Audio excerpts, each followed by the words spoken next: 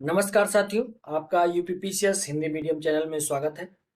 UPPCS pre 2022 को ध्यान में रखकर हम लोग ज्योग्राफी की जो सीरीज डिस्कस कर रहे थे, उस पर आगे बढ़ते हुए ये जरूरी हो जाता है थोड़ा सा ज्योग्राफी के मैप भी साथ साथ डिस्कस करते चले, क्योंकि उस पर जो सवाल आते हैं करीब 4 से 5 सवाल आपको ज्योग्राफी मैप पर भी मिल जाएंगे।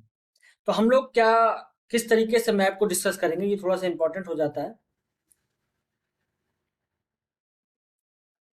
तो देखिए, मैप पर हम दो तरीके से डिस्कस करेंगे। मैप पर सवाल पूछा कैसे जाता है, जैसे मैप जो है, मैप पर सवाल पूछा जाता है एक लोकेशन बेस, लोकेशन कहाँ है जो, और ये ज्यादातर रहता है करंट जो है उससे इंपॉर्टेंट रहता है। ठीक है। दूसरा है रिवर्स, लेक्स, और आपका और जो माउंटेन्स वगैरह रह जाते हैं वो। तो ये सब जो पोर्शन है, ये सब आपके फिजिकल ज्योग्राफी का भाग हो जाता है, भौतिक अ, भूगोल जिसको कहते हैं। और एक होता है संसाधन भूगोल, जिसको कहते हैं रिसोर्स। तो रिसोर्स पर भी एक मैप होता है, उसको भी मैप से ही पढ़ना चाहिए ताकि चीजें आपको बिल्कुल क्लियर रहें। जैसे हम लोग आज डिस्कस करेंगे नॉर्थ अमेरिका का मैप। तो उस पर जैसे कई स्थान हैं, जैसे शिकागो है, टोरंटो है, और आपका पेंसिल्वेनिया है जहाँ कोयला बहुत मिलता है। तो ये सब रिसोर्स के पोर्शंस हैं। तो वो हम लोग अलग से जब रिसोर्स वाला पोर्शन पढ़ेंगे तो वहां देखेंगे। अभी हम लोगों का पूरा ध्यान फिजिकल वाले पर रहेगा, जो थोड़ा बहुत आप लोगों ने पढ़ा भी होगा, उसी को थोड़ा सा रिपीट करेंगे यहाँ पर। और रिवर्स की लोकेशन जानेंगे, लेक्स की क्या लोकेशन है, और माउंटेन्स की लोकेशन जानने का प्रयास करेंगे। शुरुआत करते हैं नॉर्थ अमेरिका से। तो पहला ये मैप है, इसमें ये मैप जो है ये माउंटेन्स का मैप है, आप देख पा रहे होंगे। लेकिन महाद्वीप के आसपास मैप को पढ़ना कैसे चाहिए वो ज़्यादा इंपॉर्टेंट है। जैसे ये मान लीजिए महाद्वीप है, तो आप महाद्वीप को ऐसे बना लें और इसके चारों तरफ लोकेशंस देखें क्या क्या है। तो यहाँ पर देखें ब्यूफोर्ट सी है, इसके बाद यहाँ बेरिंग सी है, इन दोनों को मिलाने वाली रेखा बेरिंग स्ट्रेट है, दो महासागरों को जोड़ने वाली। यहाँ गल्फ ऑफ अलास्का है, अलास्का क्यों, क्योंकि यहाँ अलास्का शहर है। इसके बाद यहाँ पर देखेंगे गल्फ ऑफ मैक्सिको है, यहाँ मैक्सिको पड़ता है इसलिए गल्फ ऑफ मैक्सिको। ये कैरेबियन सी है, यहाँ कैरेबियन द्वीप पड़ते हैं। ये अटलांटिक सी है, उत्तरी अटलांटिक सी, अगर और एग्जैक्टली क्लियर आपको बताया जाए।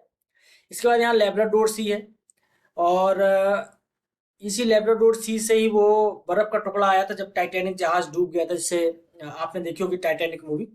और यहाँ पर देखिए ये हडसन बे है। ठीक है। तो ये तो आपको पता होना चाहिए कि इसके चारों तरफ है क्या, ये आपको पता होना चाहिए। अब जो दूसरी बात है, मैप हम लोग डिस्कस कर रहे थे माउंटेन का। देखिए, बहुत इंपॉर्टेंट इंपॉर्टेंट लोकेशंस आपको पढ़नी है, क्योंकि सबसे ज्यादा सवाल उनसे बनते हैं। ये नहीं कि बहुत छोटी छोटी चीज पढ़ रहे हैं। छोटी छोटी चीज पढ़नी है तो आपको भारत के मैप से पढ़ना चाहिए, क्योंकि भारत से जब सवाल बनेगा तो वो छोटी छोटी लोकेशन पे बनेगा। डोडा बेट्टा क्या है, और आपकी कर्नाटक प्लेटो कहाँ पड़ता है, ये सब चीजें जो छोटी छोटी हैं ये आपको भारत के मैप से मिलेंगी। और सवाल भी भारत से ही बनेगा, बहुत छोटी लोकेशंस पे बनेगा। जो बड़े जो देश हैं या जो दूसरे देश हैं, वहां पर लोकेशंस हमेशा जो बहुत फेमस होती है उनसे सवाल बनता है। तो यहाँ पर जो सबसे इंपॉर्टेंट है पर्वतों पर, तो पहले आपको पता होना चाहिए यहाँ से लेकर यहाँ तक ये रॉकी पर्वत है पूरा, ये सब। और आगे जाकर यही आगे चल के ये एंडीज पर्वत बन जाता है। तो यहाँ पर कैसे ये बना, नॉर्थ पैसिफिक ओशियन जब ये आपकी उत्तरी प्लेट से टकराया, इसको क्या बोलते हैं, नॉर्थ अमेरिकन प्लेट से टकराया, तो यहाँ पर वलित पर्वत के रूप में इसका पर्वतों का निर्माण हुआ। ये रॉकी पर्वत है। तो यहाँ पर इसकी कुछ रेंज है, इसको थोड़ा सा याद कर लीजिए। जैसे ब्रुक्स रेंज है, ये अलास्का में पड़ती है। और ये इंपॉर्टेंट इसलिए हो जाती है क्योंकि यहाँ बहुत टाइप के जागृत ज्वालामुखी मिलते हैं जो हमेशा धुआं देते रहते हैं, तो इसको धुआं वाली घाटी भी बोलते हैं। यहाँ से एक नदी निकलती है, यूकॉन नदी। अभी नदी वाले मैप में उसको देखेंगे तो आप समझ जाएंगे। तो वो जब यहाँ से जाती है तो टेम्परेचर ज्यादा होता है, तो यहाँ पर लगातार धुआं उठता रहता है वाष्प के रूप में, तो उसको धुएं वाली नदी कहते हैं, यूकॉन घाटी। ठीक है। तो ये अलास्का रेंज आपको याद रखनी, बुक्स रेंज आपको याद रखनी। इसके बाद रॉकी माउंटेन का एक पार्ट होता है कास्केडे, कास्केड रेंज, और सियरा निवाडा, ये दोनों अमेरिका में पड़ती हैं, तो ये आपको याद रखनी है। एक ये कैलिफोर्निया की रेंज पड़ती है, ये भी आपको याद रखनी है। और ये सीरा मैड्रेस, ये मैक्सिको में पड़ती है, ये इतना इंपॉर्टेंट नहीं है। सियरा निवाडा, कास्केडे और ब्रुक्स रेंज ये जरूर पूछी जाती है। इसके बाद एक माउंटेन यहाँ पड़ता है इसके आपके पूर्वी भाग में महाद्वीप के, इसको अपलेशियन माउंटेन कहते हैं। तो ये आपको अपलेशियन माउंटेन आपको याद रखना है, ठीक है। और ये ग्रेट लेक्स हैं, ये अभी थोड़ा मैप लेक्स के बारे में भी थोड़ा सा जानने का प्रयास करेंगे। ये आपकी लोकेशन है, एक बार आप इसको मैप में बना लेंगे तो आपको एग्जैक्टली याद हो जाएगा। इसके बाद देखते हैं ये रिवर्स का मैप है, रिवर्स आपको मिलेंगी और थोड़ा बहुत इस पे लेक्स वगैरह भी है। तो ये मैंने बताया था ब्यूफोर्ट सी है, अलास्का है, बेरिंग सी है। तो रिवर्स से क्या पूछा जाता है, ये पूछा जाता है कि रिवर्स अपना जल कहाँ छोड़ती है। तो यूकॉन रिवर है, ये देखिए ये जा रही है और ये अपना जल कहाँ छोड़ती है, ये बेरिंग सी में छोड़ती है, ठीक है। तो ये आपको याद रखनी है। उसके बाद जो दूसरी इंपॉर्टेंट नदी है वो है मिसौरी और मिसिसिपी। ये दोनों मिलकर आगे चल के मिसिसिपी यहाँ डेल्टा बनाती हैं। विश्व का सबसे बड़ा डेल्टा है ये पंजाकार डेल्टा, पक्षी के पंजे के आकार के रूप में सबसे बड़ा डेल्टा बनाती है मिसिसिपी। तो यहीं पर एक बहुत बड़ा तूफान आता है मिसिसिपी के मैदान में, जिसको हम लोगों ने बोला था ट्रॉपिकल साइक्लोन टॉर्नेडो। टॉर्नेडो का नाम मैंने आपको बताया था, टॉर्नेडो टाई करके इसमें एक तूफान आता है जो आसमान से लगभग उतरता हुआ दिखाई देता है, ठीक है। एक नदी आपको ये याद रखनी है, एक नदी मैकेंजी याद रखनी है। मैकेंजी रिवर अपना जो जल है वो आपको ब्यूफोर्ट सी में छोड़ती है, ये साल्ट लेक से निकलती है करीब। एक ये चर्चिल लेक है, आपने मिस्टर चर्चिल का नाम सुना होगा, काफी अच्छे कॉमेडियन थे, ये हडसन बे में जाकर गिरती है। तो एक रिवर ये हो गई, एक रिवर मैकेंजी हो गई, चर्चिल, और दो रिवर ये, केवल इतना ही याद रखना है। और इसके बाद अगर बहुत पूछा जाए तो कोलोराडो रिवर, ये कैलिफोर्निया की घाटी यहाँ पड़ती है, उस पर जाकर ये अपना जल छोड़ती है। कोलोराडो क्यों फेमस है, कोलोराडो में एक बहुत बड़ा कैनियन मिलता है, विश्व का सबसे बड़ा कैनियन कोलोराडो में ही मिलता है, इसलिए ये याद है। और एक सेंट लॉरेंस नदी है, ये इसलिए इंपॉर्टेंट है क्योंकि यहाँ पर एक एरी करके आपकी लेक पड़ती है, वहां से होकर कनाडा से होती हुई ये जाती है यहाँ पर, और ये आपके अटलांटिक महासागर में ये अपना जल छोड़ती है। तो ये आपको नाम याद रखना है। तो ये आपको 5 लोकेशंस, आपको ये 6 जो आपको नदियां हैं ये केवल याद रखनी है। केवल पूछा जाएगा ये कहाँ पड़ती है, बस आपको नाम बता देना है नॉर्थ अमेरिका में, ठीक है। इसके बाद चलते हैं, तो नॉर्थ अमेरिका जब पढ़ रहे हैं तो मैंने कहा जरा एक बार आपको करंट का भी दिखा दें, ओशियन करंट। तो ये देखिए ये आपके नॉर्थ अमेरिका है, ठीक है, ये आपका नॉर्थ अमेरिका है। और आप इसके चारों तरफ देखेंगे तो केवल नॉर्थ अमेरिका फोकस रखिएगा, सब जगह नहीं। ये देखिए ये मैक्सिको की खाड़ी है, अभी मैंने बताया, तो इसके चारों तरफ से गल्फ स्ट्रीम निकलती है। ये लेब्राडोर की ठंडी जलधारा आती है, यहीं पर वो आपका टाइटैनिक जहाज डूबा था। और ये दोनों जहां धाराएं मिलती हैं, यहाँ एक ग्रांड बैंक करके जगह पड़ती है, यहाँ पर बहुत बड़ी मत्स्य उत्पादन का केंद्र है। ये रिसोर्स वाले क्षेत्र में हम लोग पढ़ेंगे, क्योंकि यहाँ ठंडी और गर्म जलधारा पड़ती है, तो यहाँ पर मछली उत्पादन की बहुत अच्छी दशाएं बनती हैं, तो इसलिए यहाँ पर मछली उत्पादन का बहुत बड़ा क्षेत्र मिलता है। ये लेब्राडोर की ठंडी जलधारा ये जो आ रही है, और ये आपकी यहाँ से ग्रीनलैंड की धारा आ रही है, ये भी ग्रीनलैंड की ठंडी जलधारा है। और गल्फ स्ट्रीम आगे चल के नॉर्थ अटलांटिक ड्राफ्ट, और ये आगे बढ़ती ये नॉर्वे तरफ निकल जाती है, और इसी का एक भाग कनारी धारा के रूप में यहाँ आ जाता है। यहाँ देखिए इसके पश्चिम वाले भाग में तो यहाँ कैलिफोर्निया की ठंडी जलधारा है, और ऊपर की ओर देखेंगे तो अलास्का है। ये ऊपर की ओर गर्म हॉट क्यों है, देखिए ऊपर वाला जो क्षेत्र है ये ज्यादा ठंडा है इस वाले क्षेत्र के कंपेरिजन में, तो इस वाले क्षेत्र की तुलना से जब ऊपर जब धाराएं जाएंगी तो गर्म ज्यादा जाएंगी, यहाँ ठंडी जलधाराएं होती हैं। इस प्रकार से ये आपको अलास्का की जलधारा मिलेंगे। तो अलास्का, कैलिफोर्निया, लेब्राडोर और गल्फ स्ट्रीम ये आपको याद रखना है। और इन्हीं के बीच में एक यहाँ सारगेसो सागर पड़ता है, ये मैंने आपको बताया था, ठीक है। सारगेसो घास मिलती है यहाँ पर एक विशेष प्रकार की, जिसके नाम पर ये सारगेसो सागर पड़ता है। इसकी कोई बाउंड्री नहीं है, चारों तरफ से महासागरीय धाराओं से घिरा हुआ है। अब आगे बढ़ते हैं, एक इंपॉर्टेंट लोकेशन हो जाती है कि नॉर्थ अमेरिका में ग्रास कौन सी पाई जाती है, ठीक है। ग्रास, नॉर्थ अमेरिका में एक ग्रास पाई जाती है टेम्परेट ग्रास, मतलब शीतोष्ण ग्रास या उपोष्ण ग्रास कह लें, तो ये प्रेरी के मैदानों में पाई जाती है, ये प्रेरी के मैदान है। और यहीं पर एक हवा चलती है चिनूक, मैंने आपको बताया था एक सांता आना, ये गर्म हवाएं हैं, चिनूक ये भी गर्म हवा है, ये सब चलती हैं। तो और यहाँ पर आपको प्रेरी का मैदान आपको मिल जाएगा, ये बहुत ही अच्छी घास होती है, और इस घास की वजह से यहाँ पर बहुत बड़ी मात्रा में आपको उपजाऊ जमीन मिल जाती है। और एक मृदा पाई जाती है चरनोजम मृदा, इसका नाम याद रखिएगा चरनोजम। और ये मतलब भारत की काली मिट्टी की समान होती है, या यूं कहें कि भारत की काली मिट्टी चरनोजम के समान होती है, ये थोड़ा करेक्ट सेंटेंस होगा। तो यहाँ पर प्रेरी के मैदान पर जब घास को काट कर यहाँ पर खाद्यान्न उगाया जाता है, तो बहुत बड़ी मात्रा में यहाँ खाद्यान्न उगता है। आपने देखा होगा मूवियों में 10-10, 15-15, 20-20 किलोमीटर तक केवल खेती खेत दिखाई देते होंगे।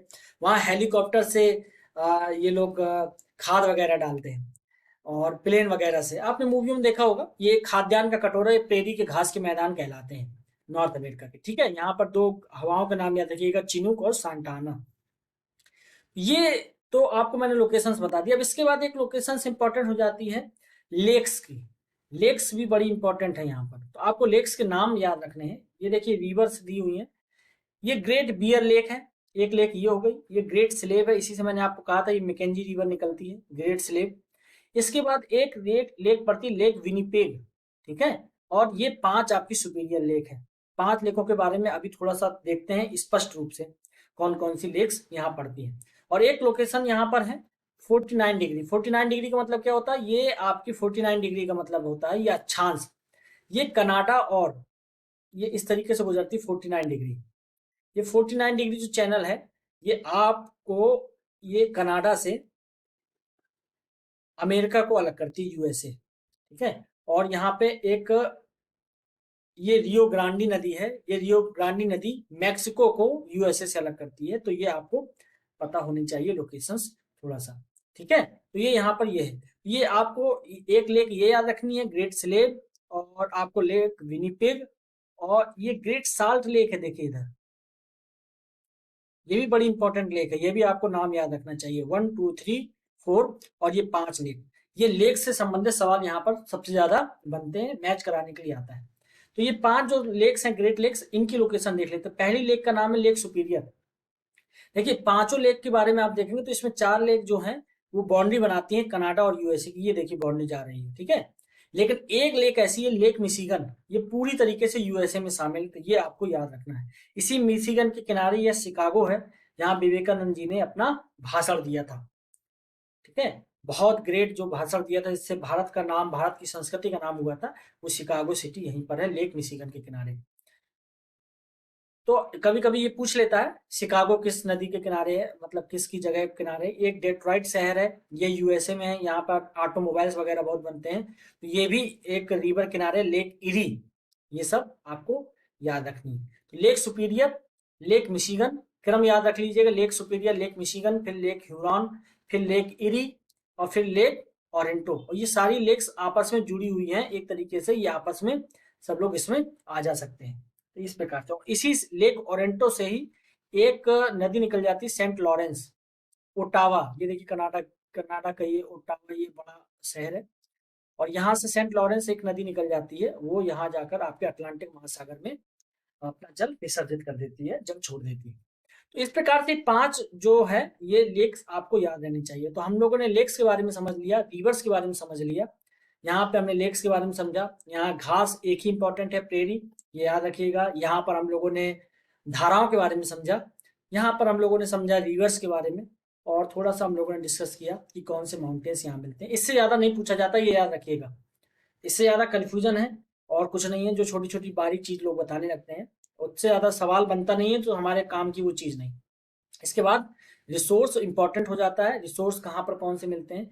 तो इसमें भी 2-3 शहर हैं, जैसे शिकागो, डेट्रॉइट है। डेट्रॉइट किसके लिए फेमस है? तो ये बहुत पेट सवाल हैं। आप पुराने सवाल अगर हल कर लेंगे, हम लोग हल करेंगे उसको, तो उससे अतिरिक्त कुछ नहीं पूछा जाता है। आपको 1-2 सवाल आएंगे, वो ज्यादातर सवाल सुमेल करने के लिए आते हैं, मिलान करने के लिए आते हैं। तो आप अगर 2 सवाल भी मिलान कर लिए, तो आपका जो आंसर है वो निकल आएगा। तो आज इतना ही है। ये नॉर्थ अमेरिका के मैप में मैप हम लोग डिस्कस कर रहे हैं, क्योंकि मैप थोड़ा सा इंपॉर्टेंट है, और साथ साथ में आपको लोकेशंस भी याद होती रहेंगी।